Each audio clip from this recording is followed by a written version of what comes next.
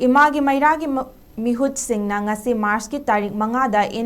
India ki President unanaba appointment LOUBA ki AYII CHEROL AMADI Memorendom Amaga Yaoraduna President Office ta Thajankhre Hairi manipur dagi nupi ki oiba Civil Society Organization Imagi Meira dagi Mihut oina mioi ahumna Delhi da President unanaba appointment letter amadi tongan ba demand sing yauba memorandum pesan kibani amasung chap manana Central BJP President JP Nada gasu unanaba appointment loinana memorandum su Thajankhre Hairi makatana hauzik Delhi da Imagi Meira gi Mihut singna President of India amasung Central BJP President unanaba gi sem saduna Delhi da leiri hairi